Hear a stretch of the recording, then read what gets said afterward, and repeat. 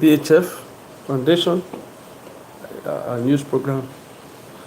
And please, in a moment, we'll go on. We're just trying to fix some things.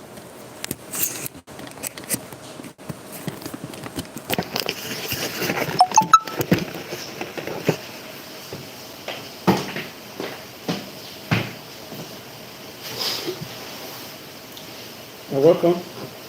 We're having some small technical issues which we're trying to fix, and thank God we'll be able to fix it.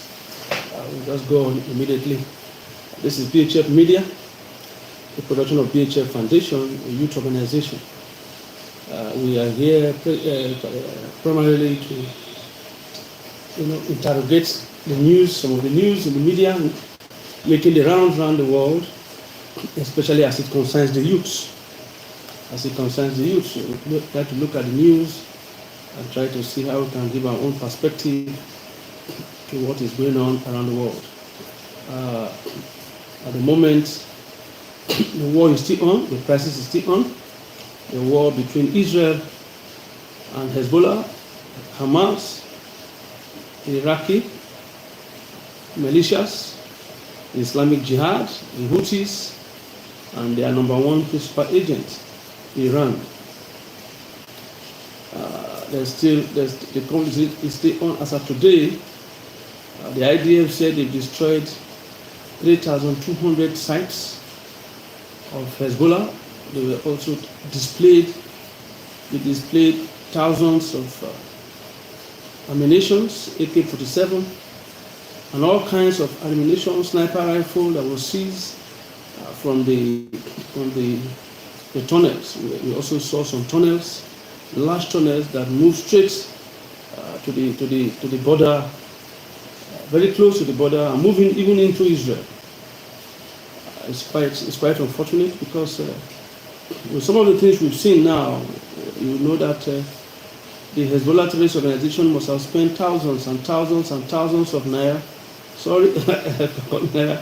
Thousands and thousands and thousands of dollars, millions and millions of dollars have been spent by the Hezbollah terrorist organization to be able to set up such a powerful network.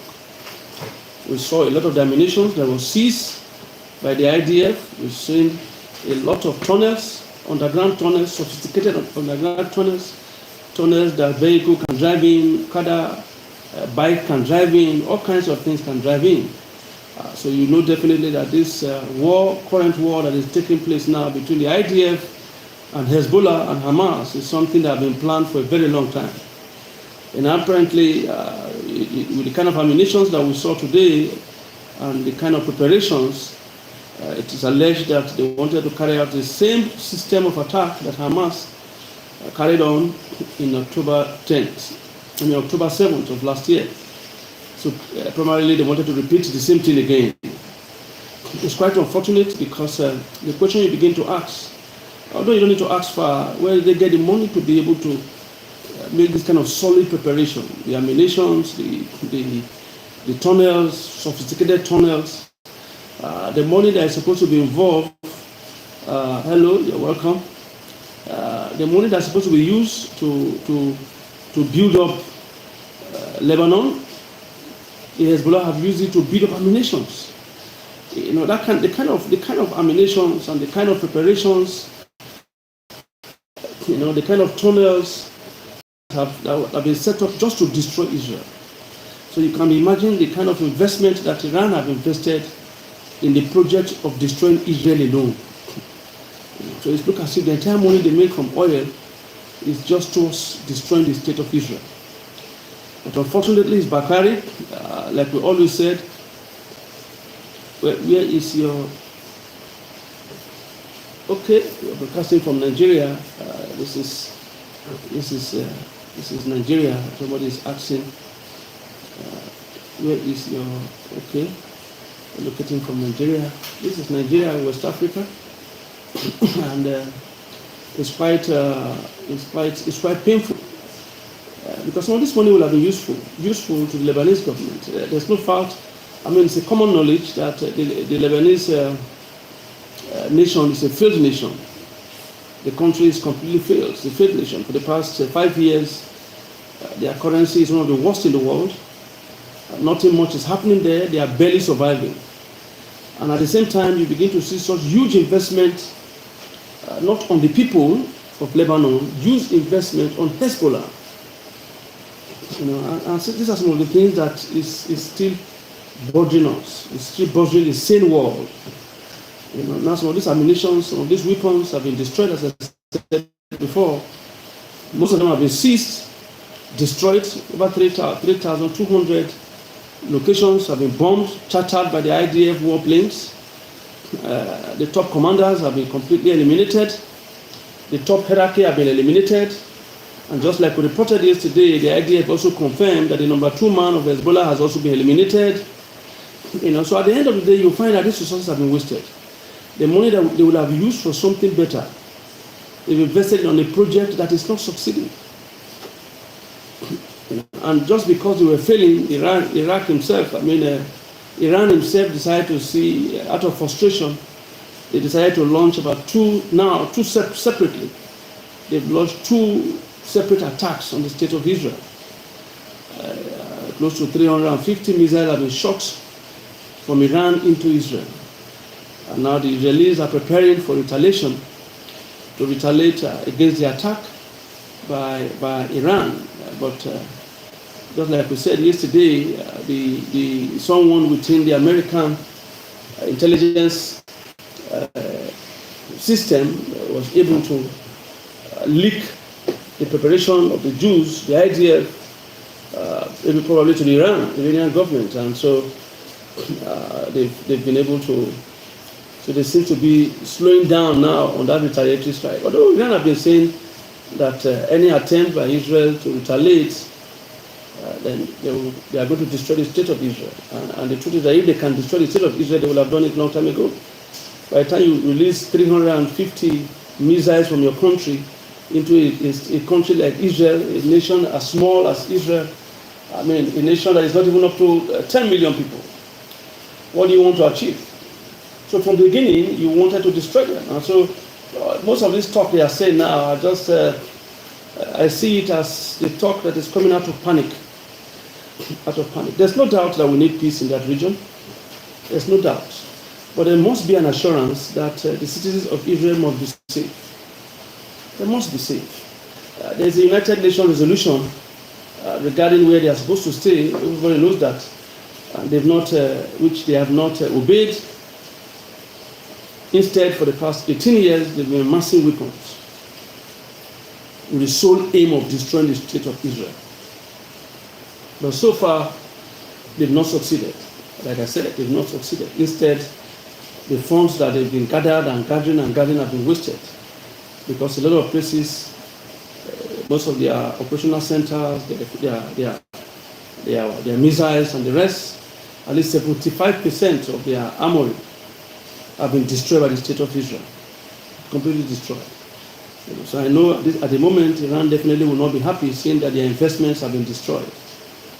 They've not been able to achieve their aim. Instead, all their investment all over these years, that's 18 years, have been completely shattered, completely destroyed. The war is still on, it's still ongoing. It is to the interest of the world and to the interest of the common man in Lebanon to see that there is peace. Just like we said yesterday, it's unfortunate that the Lebanese that are not part of this crisis are also suffering from it because they decided to host a terrorist organization like Hezbollah in their territory. And that's the cause of this problem they are facing now. Hezbollah operating from Lebanon. We are supposed to have a Lebanese army. But when a terrorist organization hijacks your country, puts your army aside, and decide to operate within your country, decide to attack Israel from your country, what were you doing? You can't tell me that the Lebanese government didn't know that Hezbollah had been amassing ammunition, weapons, and the rest to attack Israel. They knew. They knew. What did they do about it? Nothing. And so now they are complaining of the consequences. What did you expect when you decided to make your own territory, you decided to make your own territory a launch base for a terrorist organization? You decide to make your territory an armory where they store their ammunition to attack Israel. What were you expecting? Because these things were not stored in 1 week. These things have been planned and prepared for the past 18 years. And for those 18 years, nobody within Lebanon have been able to come out and say, no, it's enough, we can't take it anymore. We don't want to do this thing in our country. And the reason why they are complaining right now is because they are losing. Because apparently the Lebanese government actually wanted them to succeed. Because if they don't want them to succeed, they will have at least exposed some of these things that the Hezbollah terrorist group have been planning. So they are accomplices. They are accomplices. So quite unfortunate. The war is, like we said, is still going on in Gaza. The IDF again have just confirmed that another terrorist leader, Mohammed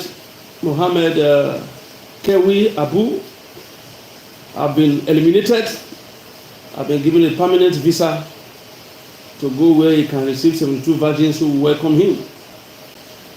This Mohammed Kewi Abu is among the Hamas commanders. He also led the attack on October 7th against Israel. He was the one that was also responsible for carrying out deadly attack on that day. You know the irony of it all. This Mohammed Abu Kewi is also a staff of UNRWA, United Nations Relief Agency. So it's a staff of the United Nations. This goes to to confirm what the IDF have been saying for a very long time, that the United Nations are part of it, they are accomplices.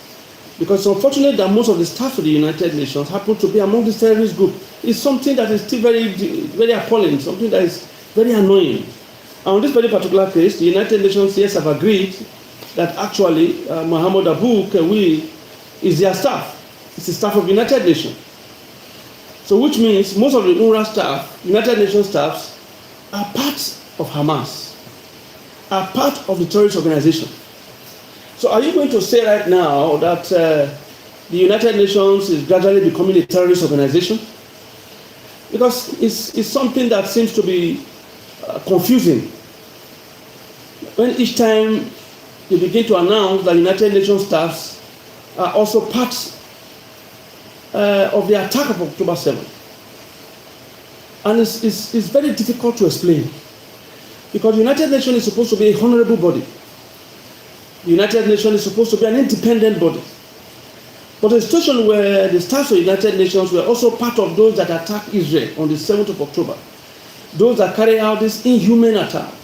I'm talking about those that killed 1,200 people that were destroyed. They destroyed them, they killed them, they pieces them. They burnt some, they burnt babies. They raped women, they killed old men. In fact, they killed people and also kidnapped their body. They were able to eliminate 1,200 citizens, Jewish citizens, and also kidnapped 240 Israelis and non-Israelis. And among those kidnapped were children. It's very important we constantly remind ourselves of where and how this conflict began. They were able to eliminate 1,200 Israelis on that fateful day of October 7th, 2023. And after eliminating 1,200 Jewish people in a gruesome manner, some people were burnt alive.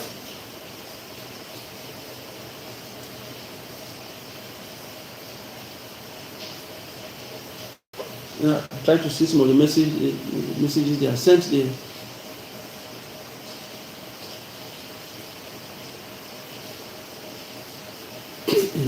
And so it's not ideal. It's not encouraging. And so that's why I've been saying that the United Nations itself need to be reformed. It needs to be completely reformed. This has nothing to do with religion. I don't believe there's any religion that supports killing. No. Killing and raping and maiming, religion? No, it can't be. That cannot be a religion. That's gangsterism. That's an evil organization. So it has nothing to do with religion. And so these people should be told that this thing is wrong. I guess the reason why we have United Nations is that you can present your case. Your case can be debated. And when they see the merit involved in your case, they can take a unanimous decision on it. And so this kind of thing should not be tolerated. Terrorism should not be an option. If we continue to live like this, then we are going to live in a world that looks like an animal world. Every country, every tribe, every nation, every religion will begin to set up their own terrorist organization. Then what you will begin to see is constantly dead bodies on the streets. In 2024, we must be civil. We must be civilized in our action. And so please, we've been saying this again and again, I've been saying it again and again, the United Nations should do everything possible not to discredit their image. Because so far right now, it has been completely battered and shameful. Look at Muhammad Abu Kewi, who is a staff of the United Nations, who was just eliminated by the IDF. He has been eliminated, like I said, he has gone to where he will receive 72 virgins that are waiting for him. But he took part, an active part, in the massacre and even the kidnap of Jews and their killing.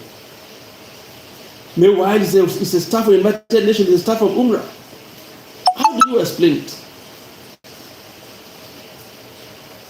It cannot be explained. If we need to reform the United Nations to be taking reasonable decisions, it has to be reformed. But these things must be condemned, There is no justification for it. It's like somebody saying, the mother is in the hospital, the mother is sick, probably sick of cancer. He doesn't have money for the treatment, so he decided to go and rob. He decided to go and rob and kill people, kill about 4 or 5 people, so I can steal from them and raise money to go and treat the mother.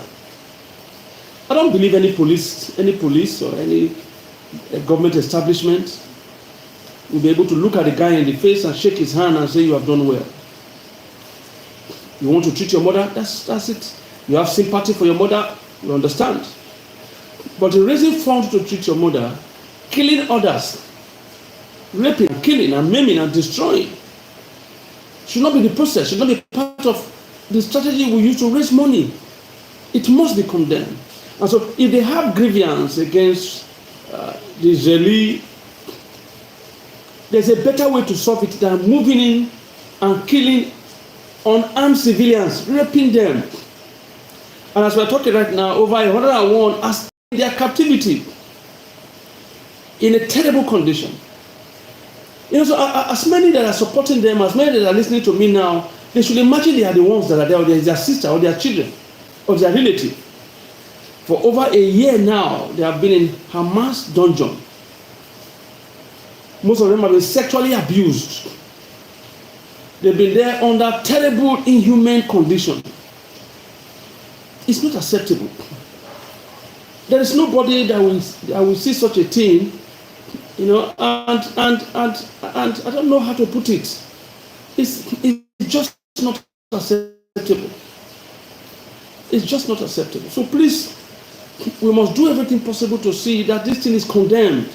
Because so far we are not seeing much of condemnation. Instead, we are seeing much of anti-Semitic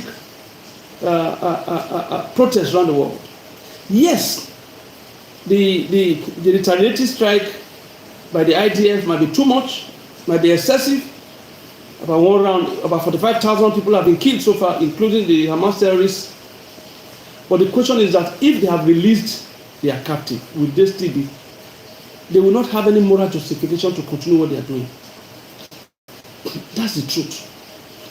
If Hamas has released the captives, the Jewish captives, for about 6 months ago, there's every possibility that Yahya Sinwar will still be alive.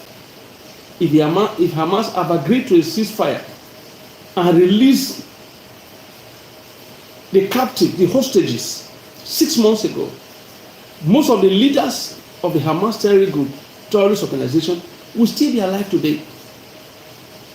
And it's also the possibility that if they have released them, and the kind of peace arrangement is entered into, the Hezbollah leadership, all of them will still be alive today.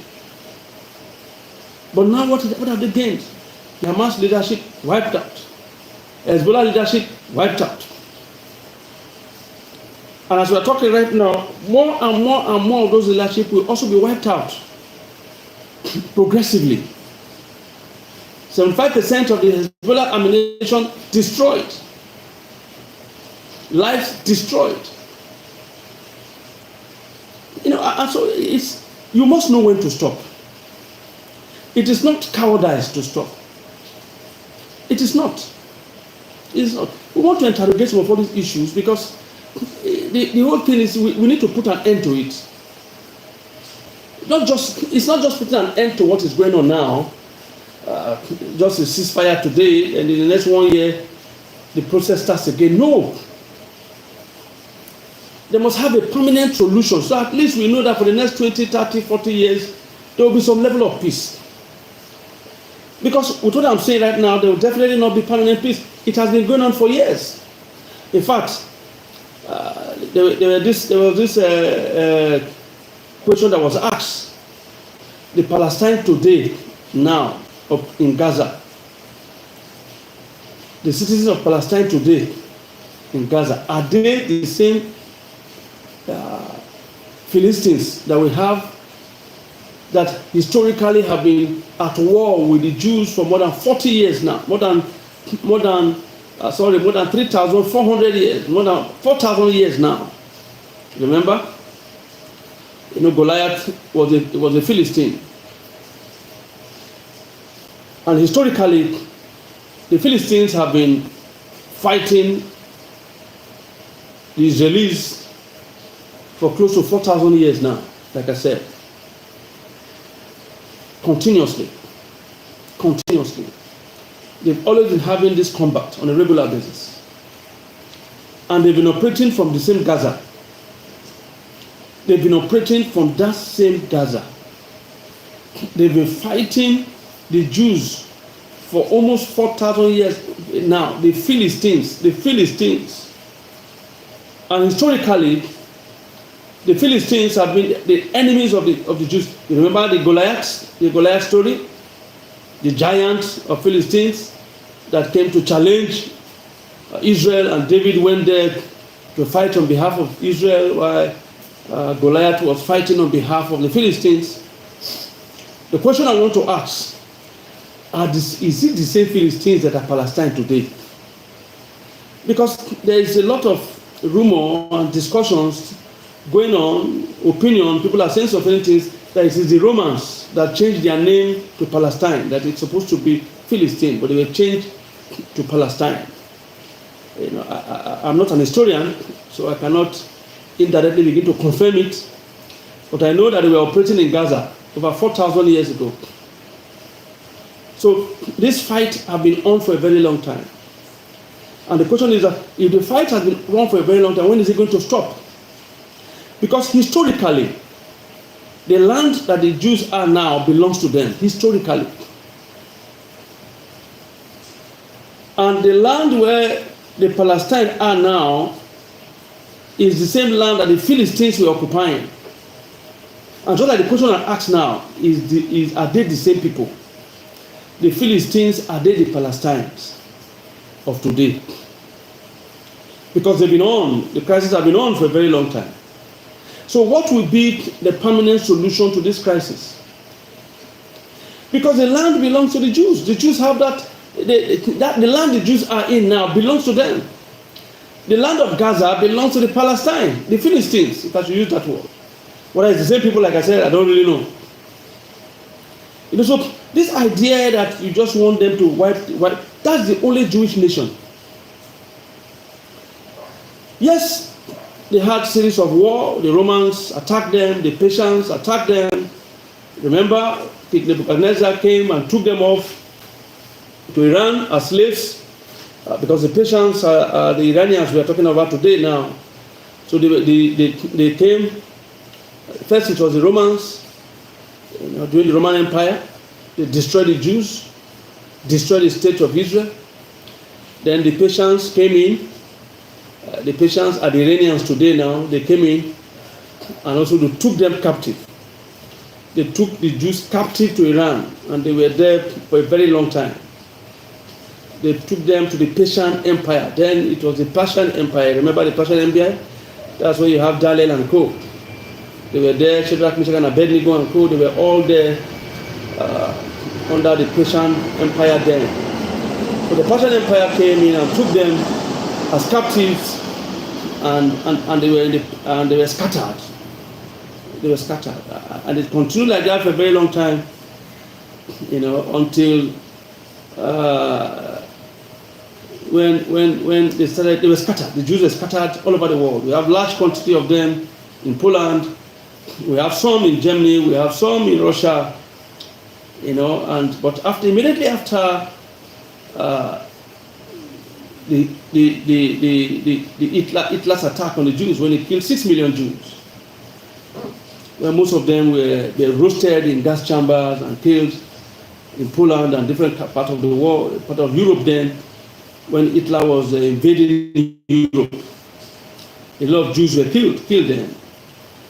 But after the defeat of Hitler, that was when the United Nations decided to say, look, with the sympathy of the Jews, they said, no, let's return them back to their country. Let's return them back. But as at that time, the British were administering Palestine then.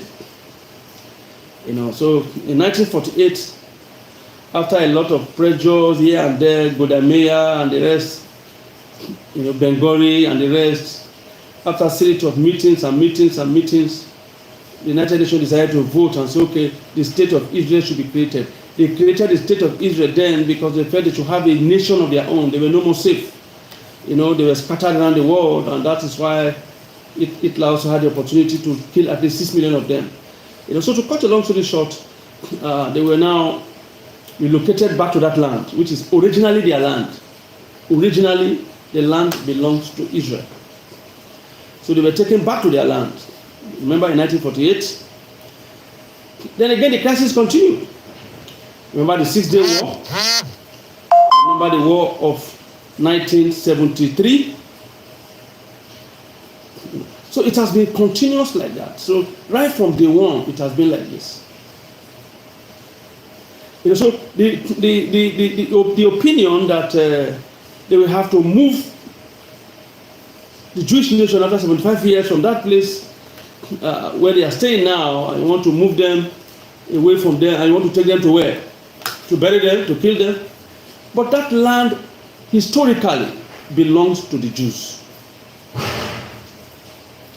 The place they call West Bank now is the old Samaria, which also belongs to the Jews.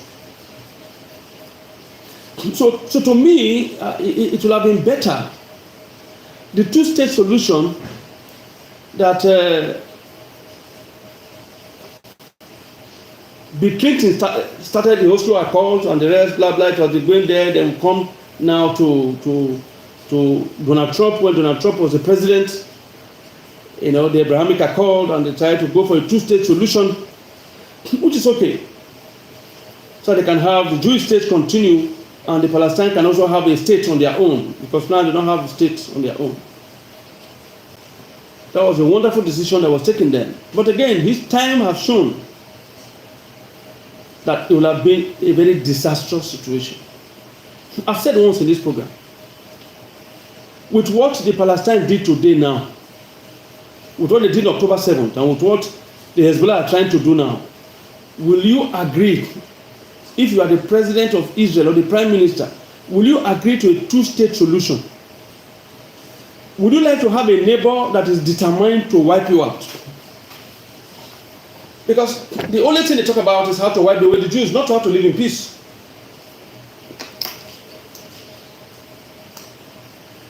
Sorry, the weather is a little bit dry. So it's not about living in peace.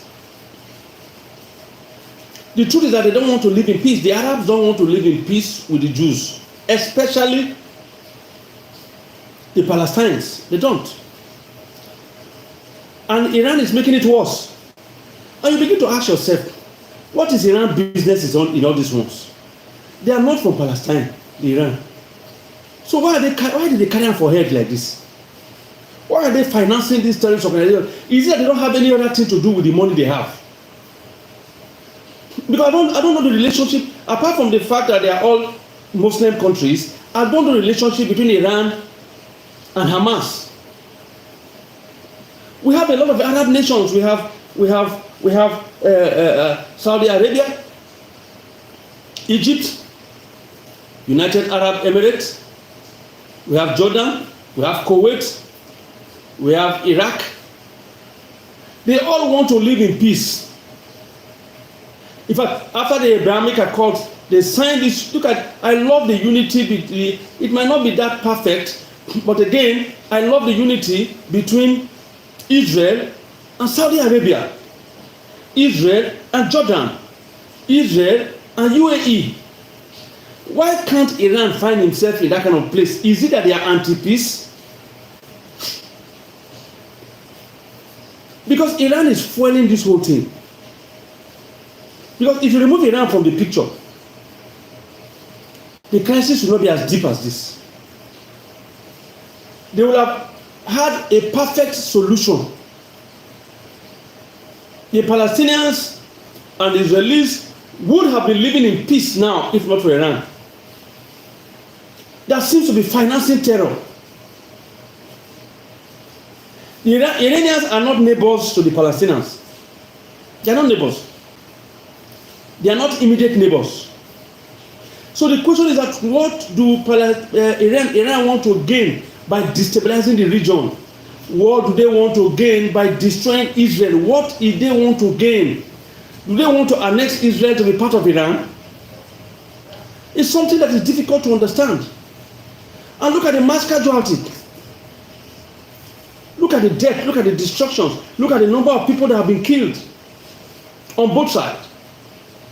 But more casualties on the Iranians, on the Palestine side. Over 45,000 people killed, eliminated, and they are women and children. Now we have moved the same crisis now to Lebanon. Again, Iran. Again, the same Iran. Because it vows that as long as they keep having their oil money, the only thing they want to use that oil money to do is to kill the Jews. So world leaders should prevail on Iran. World leaders should prevail on Iran that they are embarking on a project that they will never succeed. I'm saying it again and again, they can never destroy Israel. It's not possible. Historically, the Jews have been fighting like this for the past 40 years, for the past 4,000 years. All their life they've been fighting for survival. And as many people, like I said some days ago, as many people, individuals and nations that vow that they must destroy Israel, check it historically. None of them is still existing. The evil Roman Empire is gone and it will not rise again.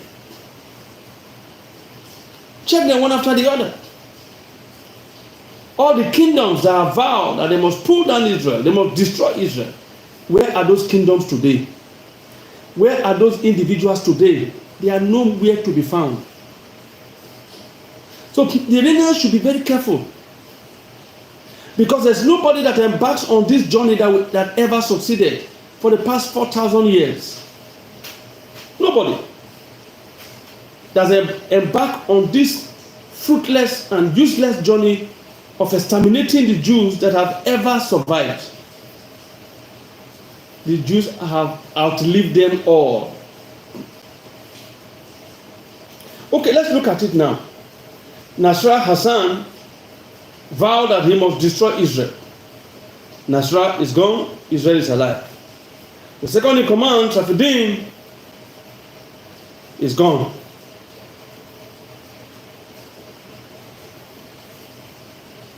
The Hamas leader, all the Hamas leaders, but Hanea and the rest of them, Abu Kawi and the rest of them, Yasinwa and the rest that masterminded that October 7th attack is gone, but Israel is still living. It's a journey in futility. It's a waste of time. Let the Iranian government put their money into more charitable work. Let them support Lebanon, the Lebanese country. Let them support them financially. They need help financially. It's not weapon they need. They don't need weapon. They need to have a functional state.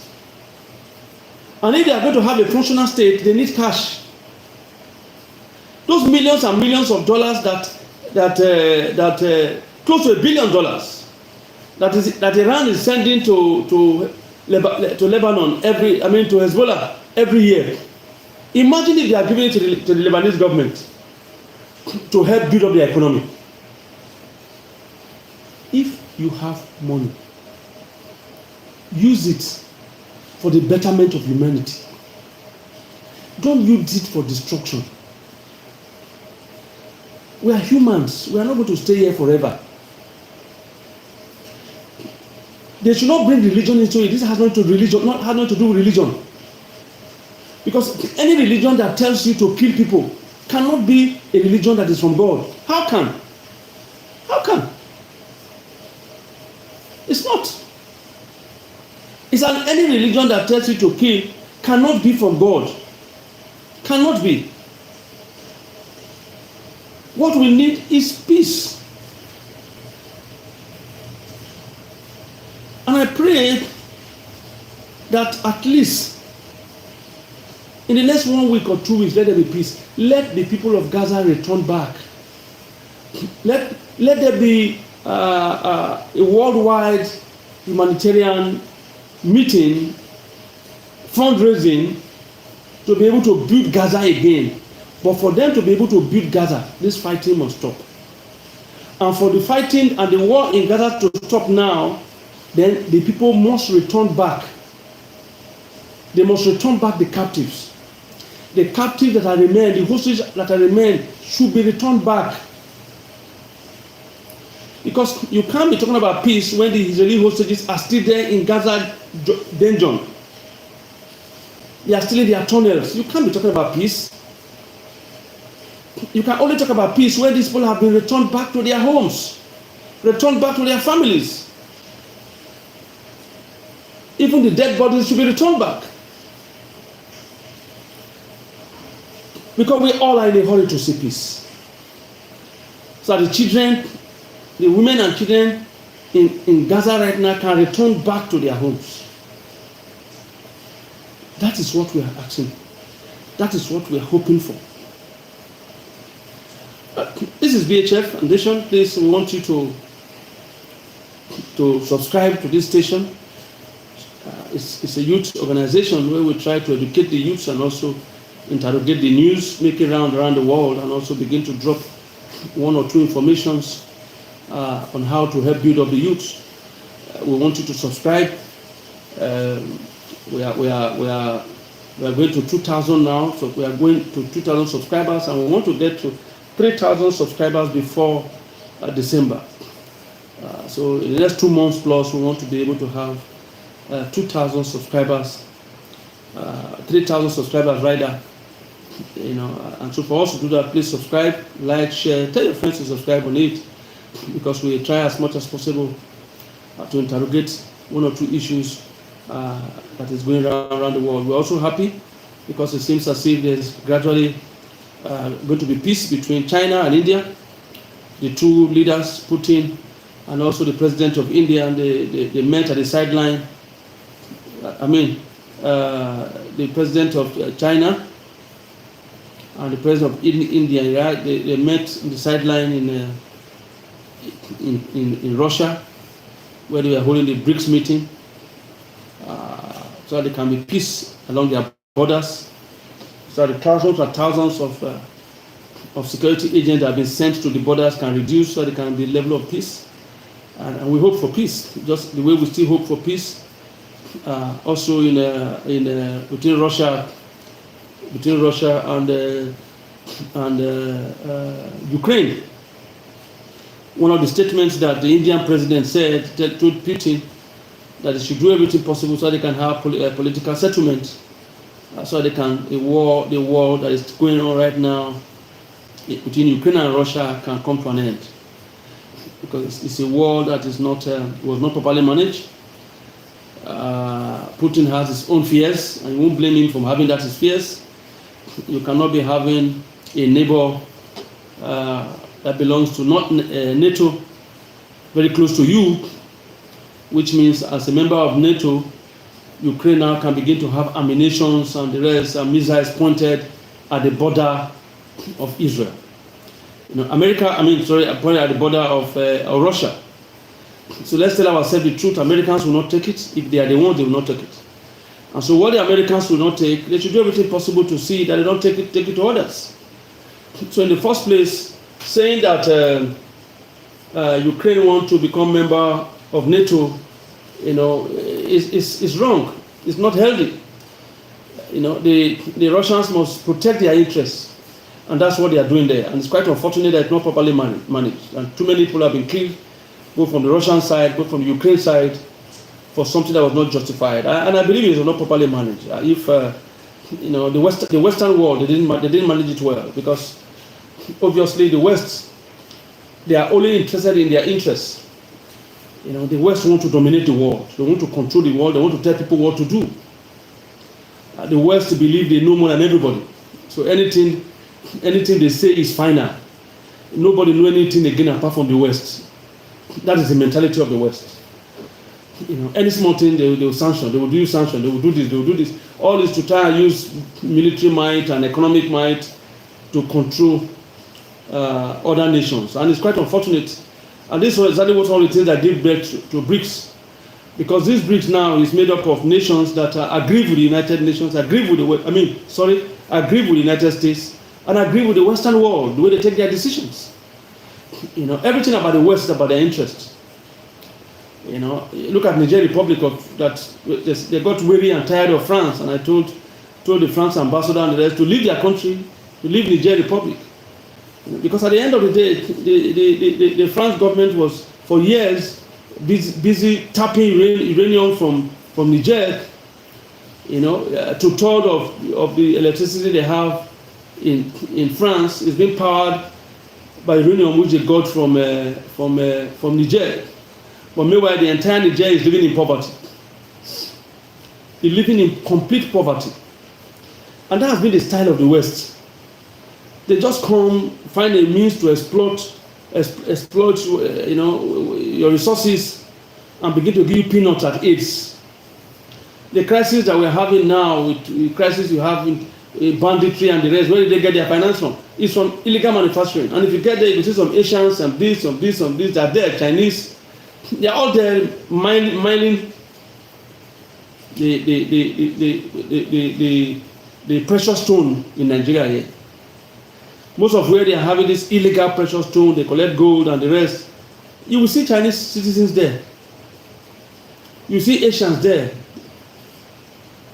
So they just go there, they mine it, they collect the money, and the people themselves, the nation which they are exploiting, the nation is not developed. That's what I said before in this program, that it's not to the interest of the West. We have been with the West for a very long time. And we know that it's not in the interest of the West for African nations to develop. The West is just only interested in exploiting the resources of Africa, nothing else. It's only a foolish person that will believe, foolish African, that will believe that the West have our interests at heart. They don't. The West don't have our interests. It's their interests they are protecting. They don't have our interests at heart. What they just interested in is our oil, our precious stone, how they can exploit our oil, how they can exploit. That's what they're interested in. It's not as if they want to help us as a nation. We have been with the West for a very long time now. What have come out of it? The IMF and World Bank, are they not the tool in the West? They are instruments of the West, which they use to bring the third world country into intense poverty. You are advising a third world country that is not producing anything. Nigeria is just the only thing Nigeria exports for now is oil. We are not a manufacturing nation. We are not manufacturing anything. Everything we use is being imported. How are we going to have a strong naira? Now you say they should remove subsidy. How do they survive? A country that depends on oil alone, how would citizens survive? And I don't blame the IMF and the World Bank. I only blame those who listen to them, those African leaders that listen to them. They listen to them because they give them one or two aids here and there, aids which they know very well that they are not going to use for the people, aids which they know very well that the leaders will still steal. And they begin to introduce to the country all kinds of reforms. Reforms that will make the people poorer and poorer and poorer and poorer. I've always been saying that, and that's the truth. The reforms introduced to us by the Western world is not helping Nigeria. It's not helping the black nation. It's making us poorer. All their reforms which the West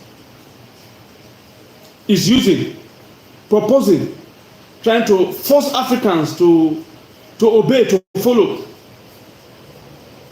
is reforms that will make us more poorer. Reforms that will make the people begin to live like animals. And I ask myself, why must we always obey what what the World Bank and IMF is saying? Some people say it's because we borrow money from. Are we the highest debtors? America is the highest. But the IMF has not told America how to run the economy. The IMF have not told America how to run the economy. They've not told Germany how to run the economy. They've not. Neither have they told China how to run the economy. But it's only Africans and third world country that they will come and begin to write all kinds of policy which they know that will not work. Policy that will make us poorer. Just where Nigeria is today now. There's never a time in the history of Nigeria that Nigerians have been as frustrated as this. In less than 2 years of implementing the IMF reform program, World Bank and IMF reform program, the country is completely destabilized. Massive poverty. Companies are closing down. Companies are shutting down. Because of the high cost of energy, the high cost of fuel, the high cost of light, high cost of diesel. Light is expensive, fuel and diesel is expensive. How can you manufacture and compete with other countries? How can you compete? How can you compete? They know they don't want our manufacturing industry to survive. The West know what they are doing. All these things they call reforms now is to make us poorer, is to make our industries close down. They don't want us to manufacture. They only want us to continue to beg. They want to turn Nigeria to dumping ground. They don't want us to be creative. Nigerians have one of the best brains in the world. But the West don't want us to be creative. The West, they are looking for a market, and Nigeria is the market they want. They don't want our manufacturing industry to survive. They want to close our manufacturing industries down. And so the strategy that the World Bank and the IMF want to use to destroy our manufacturing companies is to introduce a reform program through our African governments on removal of subsidy. If you want your business, if you want your people to succeed in business, if you want their businesses to grow, if you want the manufacturing industry to survive, there must be one form of subsidy or the other. Subsidy is not a crime. I've been saying it for the past 1 month. Subsidy is not a crime. Subsidy is not blasphemy. It's not a crime. It's not a criminal activities. Those that want their country to survive economically, they introduce subsidy to allow businesses to grow, to help businesses to be able to compete, because we are living in a competitive world at the moment. We are living in a competitive world, in case you don't know. If you want your manufacturing industry to be able to compete with other manufacturing industries in the world, then there must be subsidy. There must be subsidy. If we must compete with China, most of what we import from China today are things that we can produce. In fact, Nigeria and Africa has become dumping ground for used clothes and used TV. They even bring used underwears, used brassiere, used pants, used underwears. And I begin to feel sorry for my people.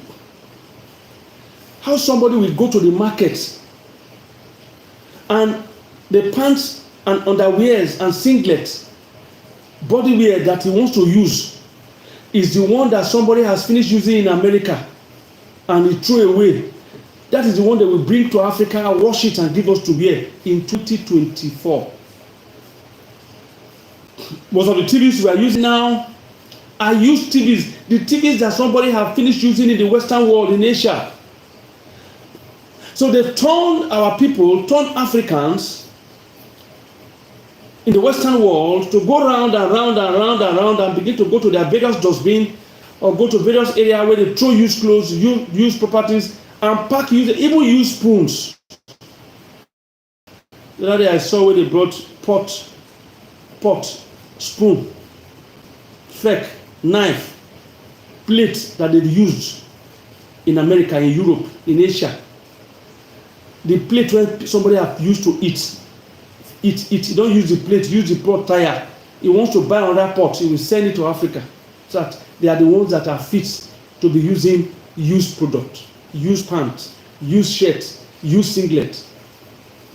The underwear that somebody has wear is what our people now will go to the market to buy and wash and put it on. That is how far they've turned us to. And they don't want us to manufacture anything. They are hell-bent on saying that our manufacturing industry does not survive. Because the only way the manufacturing industry can survive is when they bring down the price of fuel. You have subsidy in fuel and subsidy in energy. Your industries cannot survive without subsidy in energy. You don't need to have a PhD in economics to know that. Every single man, single human being, you only need to have common sense technology. You don't need to have a master's degree from Harvard. You don't need to have a PhD in Oxford University for you to know that your companies, your manufacturing industries cannot survive without subsidy. But that is what the World Bank is telling our people. That is what they are telling our leaders. That's what our leaders are romancing. And they are getting happy that they are organizing reforms. And they will tell them in the next few years, you are going to see the benefit of the reforms. How? When the industries have been closed, one after the other, all the companies are going. Very soon right now, there will be no business, no company in Nigeria that can survive.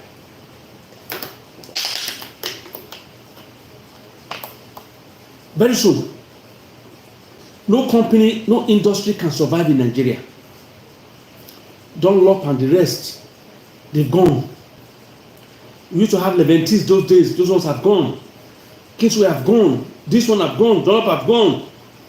All the companies have gone one after the other. The small businesses that Nigerians have started, as we are talking about now, the businesses are collapsing because they cannot sustain their business with the current rate of fuel, the current rate of diesel, the current price of energy. And you need energy to be able to run your business. And those companies that are closing down, where will the staff be going to? Of course, the staffs have become jobless. That is the IMF reform. The IMF reform to make it impossible for the business of the black man to survive. Because all what the IMF wants is to see that they destroy our businesses completely. So the only thing we can exist to do is to be buying used products from Europe, to be buying used products from America, to ensure that when they finish using the clothes, their shoes, even shoes when they don't wear tire, you will see Nigerians, they will ship it from America, ship it here. The clothes they put on, the shoes they put on, the plates, the bedspread, the bed. There is nothing they don't import right now. They bring everything from Europe and America because we cannot manufacture them anymore here because of the high cost of energy. Our companies have closed because of the advice of the World Bank and IMF. That's the advice they give to them. The advice to give to our leaders. So that our company will close down. We cannot manufacture again. So the only thing we do is import used clothes, used properties, so that the rich will buy the new ones, while the 190 million poor people will go for the second hand. The second hand business is very lucrative now. Before you begin to have catfish everywhere, but right now the price of catfish is so much right now that the business is falling up. I know a lot of people that have closed down. I used to buy it myself. But you call this, I know we have closed down, or we can't, or the cost of things, we have closed down, because of the complete destruction of the Naira. The Naira is going to 2,000 now. And most of these products are imported. He said the food we use to feed our fish, they are imported. And the cost of this is much. How much am I going to sell it? So I have to close down the business. The small scale business are closing down. And I begin to wonder, the economic team, what are they thinking about? Is this what you call reform? Is this reform or destruction? Is this reform or destruction? Because, like I said, the only way for your country to grow is for their businesses to grow. The only way is for the manufacturing. The only thing we export right now in Nigeria is oil. Apart from oil, we don't export any other thing. That is the only product we export, oil. And for our Naira to make sense, for the economy to be reformed, for us to begin to make more money, we must earn foreign exchange.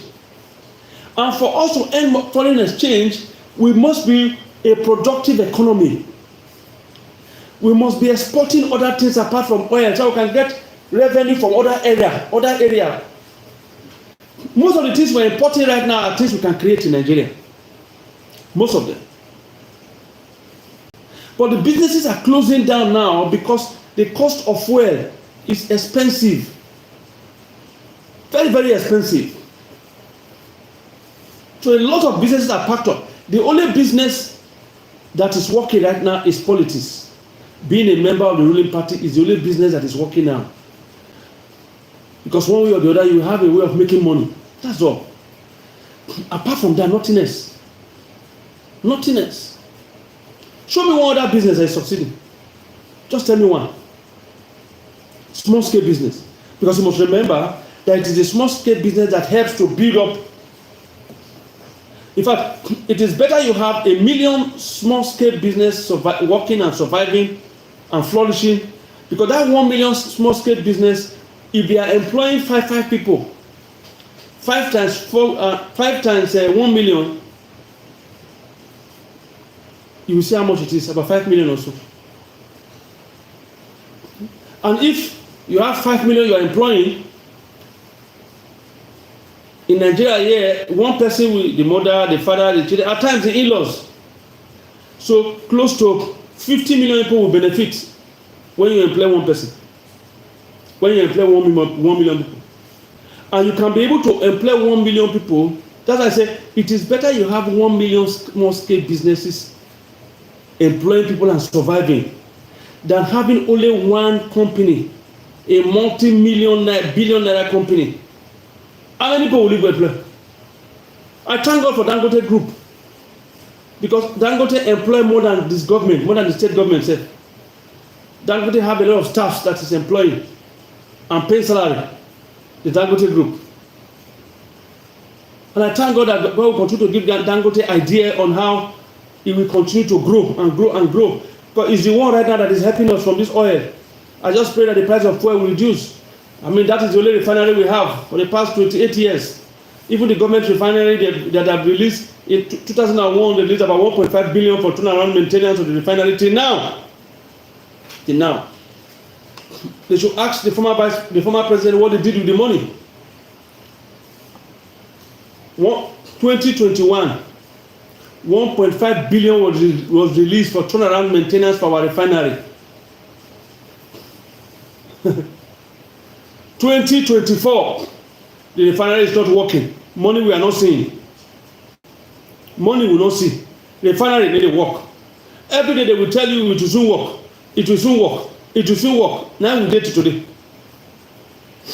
It will soon work. It will soon work. Now we date it today. Me as they talk, so now we date it today. The refinery has not worked till now. And they've been paying staffs, they've been collecting money, they've been organizing turnaround maintenance for a refinery that is not working. He released $1.5 billion. Sorry, I said Naira. Oh my God, I'm very sorry. They released $1.5 billion in 2021 to do turnaround maintenance for our refineries. They ate the money. Till now, the refinery is not working. Every day they will tell you it will soon work, it will soon work, it will soon work. And yet the IMF have not been able to go and tell them that make your refinery work. Until your refinery work, we're not going to borrow you money again. If the IMF can help us and tell the government that, they will sit up. Because the government is borrow, they like to borrow.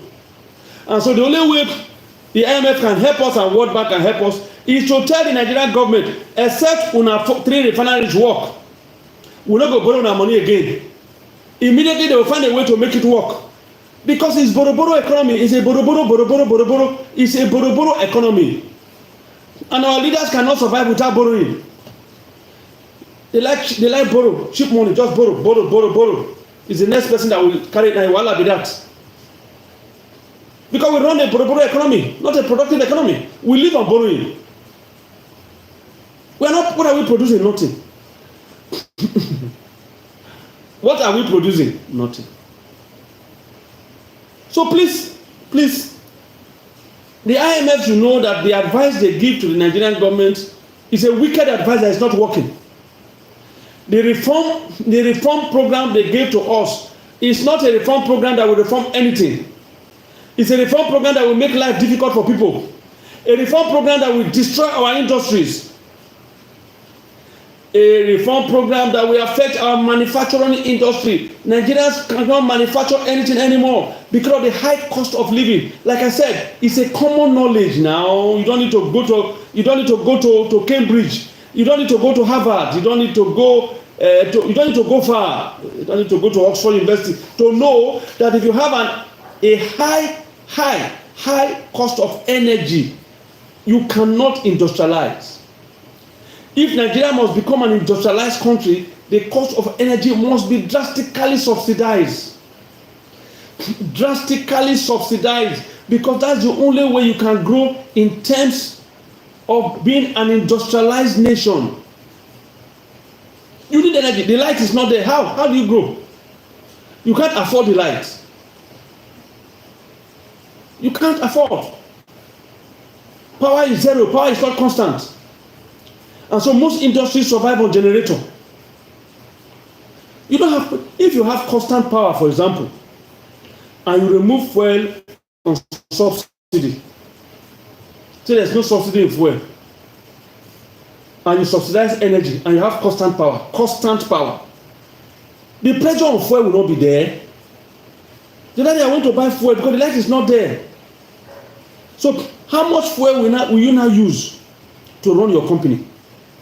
Every day, if you are buying fuel 1,200, and you are spending close to 20 liters every day to power your gen, 1 week, how much will you be spending? 1 month, how much will you be spending? Then what are you manufacturing? How can you pay your staffs? This thing is common knowledge now. You don't need to go to Harvard University. The earlier our leaders know that this reform is not leading anywhere. Let's be sincere with ourselves. The reforms is not going anywhere. The reforms is destroying our businesses. It's affecting our companies. It's destroying our company. The reforms is destroying our companies. So please, those who are close to the corridor of power should tell the president that if there's going to be, since he has removed subsidy petroleum, on petrol. We should have constant light and let there be subsidy on power. So that our companies will know that we don't need fuel anymore. We have constant light. If we have constant light, we can still industrialize. We can still grow our business with constant light. So we don't need to begin to buy fuel anymore to power our gen. We don't need to buy diesel to power our gen, to power our plant. We don't need diesel anymore. We don't need fuel. Once the light is constant. That is the first thing that IMF should be able to tell our leaders. You can't remove fuel completely. You can't remove subsidy on fuel completely since you don't have constant power supply. The people will need to power their generator. They need to power their diesel machine. And as long as they are going to power the diesel machine and the cost is expensive, they can't produce anything. How much do they sell it? I know many people right now.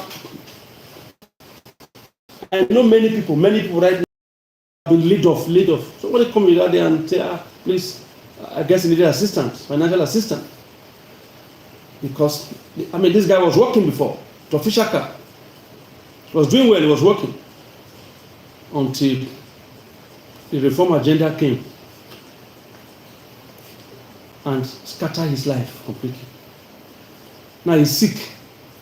No job, he's at home. The thinking of poverty wants to kill him even before poverty. The thought of poverty alone wants to kill him before the real poverty. And there are many like that across this nation, no job to do. Please, again, I said, this is BHF Foundation, BHF Media, where we will interrogate the news making the round, and also we'll talk about the Middle East, we'll talk about Nigeria, giving them our own personal advice that please, they should do away with these current reforms. Before they talk about this kind of reform, they must make sure that they put things in place. Power must be constant.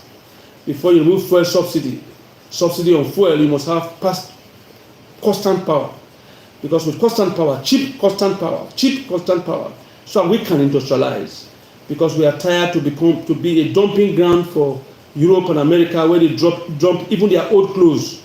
They will finish wearing the clothes, then they will bring it for us to buy. No, in Nigeria we are tired. We want to begin to manufacture things ourselves. We can manufacture. They are not more intelligent than us. They are not better than us. They only have the right environment. That's why they are able to be creative, productive, and able to live a standard life. And that's the life that every Nigerian wants to live. And so please, the World Bank should do everything possible to stop giving our leaders wrong advice. Advice they know that will not work. I try to look at all the nations that have been advising over the years. None of them have ended up well. All the nations that IMF have been advising, none of them went get ahead. None of those nations get ahead. Now poverty next to the key the nations. All the nations when IMF they advise, all na poverty. They never come outside. So if you want to organize that kind of reforms, there are things that must be in place before you talk about reforms. Because if those things are not in place, you are not reforming anything. You are gradually destroying the life of your people. If you know how many people have died since this government took over and they started their reform, you see how the blood of people that is in the head of this government, the blood of people crying, innocent blood of people that die of hunger, suffering, that are crying because of this government, because of the policy of this government. The wrong policy. The policy is okay, I should use that word, but poorly and wrongly implemented. You cannot be talking about reforms, removing subsidy from petroleum. Like I said, when you don't have constant light. There must be constant light for you to talk about removing subsidy on petroleum. Because you need energy, you need light, you need power to be able to become an industrialized nation, a productive nation. You need light, you need power. Please subscribe to BHF to encourage us. Subscribe to BHF Foundation, BHF Media. Like I said, it's a youth organization. We have to interrogate the news and also give one or two advice to our youth. As we begin to round up, what we want to tell our youth today is that they must be determined. They must be determined. If you want to succeed, They must be determined. Determination is very powerful. Determination is very powerful. Having a desire without a determination to succeed, you will not succeed. Because on the road to success, there are many stopgaps. There are many hindrances. There are many blockades. There are many things that will discourage you as a young man on your way to success. The journey to success comes with a lot of discouragement.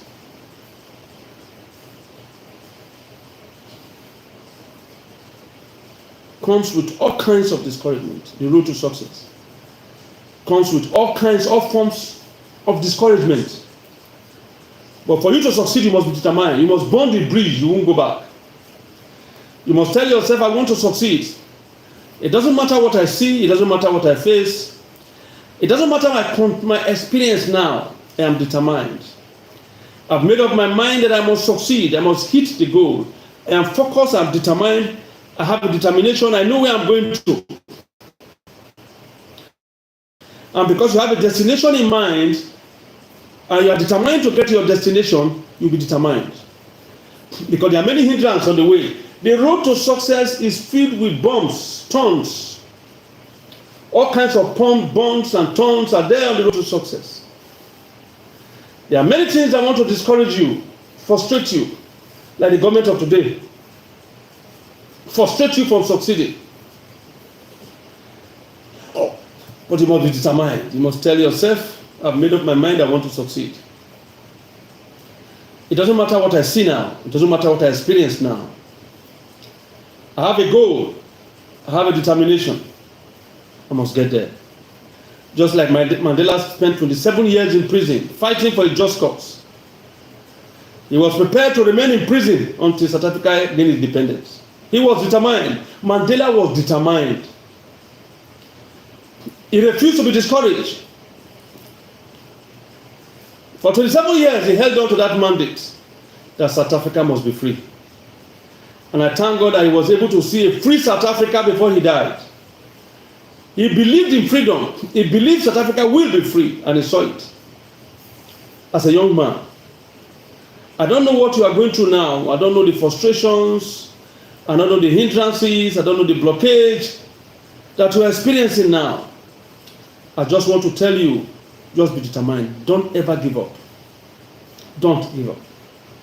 As I begin to round up, I'll tell you a story of a boxing match that I watched some time ago.